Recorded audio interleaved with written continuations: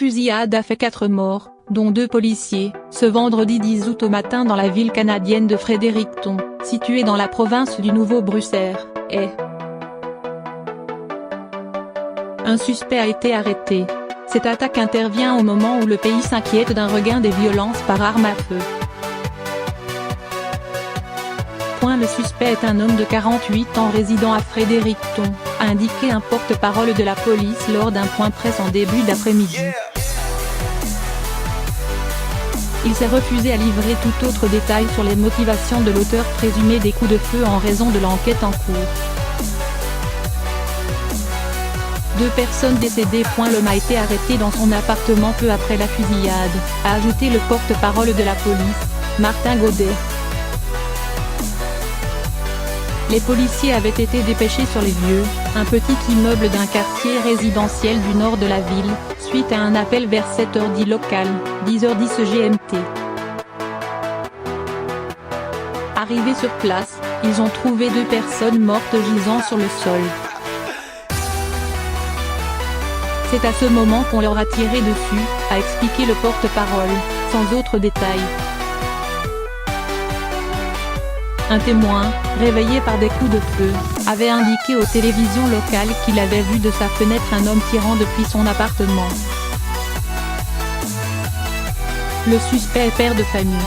Je n'ai pas vu le tireur mais simplement le canon de son arme, a-t-il raconté.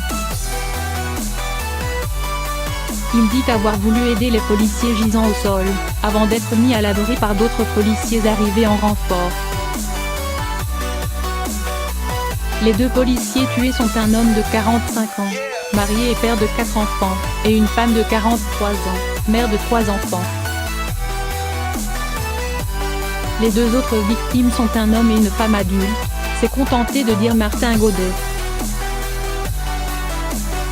Il n'a pas précisé si la fusillade avait également fait des blessés, en dehors du tireur.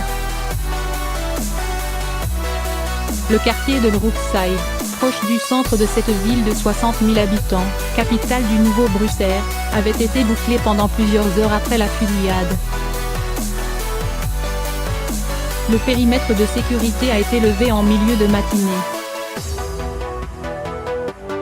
Le Premier ministre canadien Justin Trudeau a immédiatement réagi à cette terrible fusillade, présentant ses condoléances aux familles des victimes et saluant le courage des 2 policiers.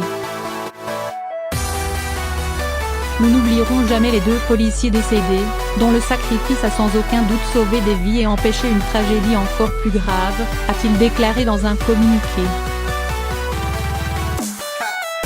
Deuxième fusillade en 3 semaines. La petite province du Nouveau-Brunswick, dans le sud-est du pays, avait déjà connu une fusillade meurtrière en juin 2014. 3 policiers de la Gendarmerie royale du Canada, GRC, police fédérale, avaient été abattus en pleine rue à Moncton, principale ville du Nouveau-Brunswick. L'assassin a été condamné à 75 ans de prison, la plus dure sentence imposée à une personne reconnue coupable dans les annales récentes au Canada.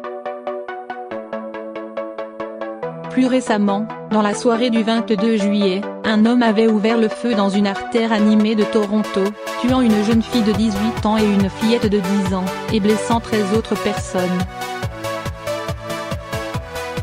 Question du port d'armes. La fusillade avait été revendiquée par le groupe État islamique, EI, mais la police a affirmé n'avoir aucune preuve permettant d'étayer cette revendication. Cette succession de fusillades risque de relancer le débat sur le contrôle des armes à feu au Canada. En mars, le gouvernement libéral de Justin Trudeau a durci les conditions pour posséder des armes à feu avec l'augmentation des crimes violents, mais sans s'engager à recréer un système national rendant obligatoire l'enregistrement de toutes les armes.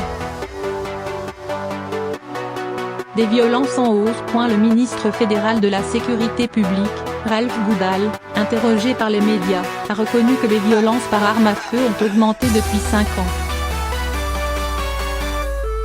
Le renforcement de la législation vise spécifiquement cet objectif, améliorer notre loi sur les armes et débloquer de nouveaux investissements pour aider les provinces et les municipalités à y faire face, a-t-il ajouté.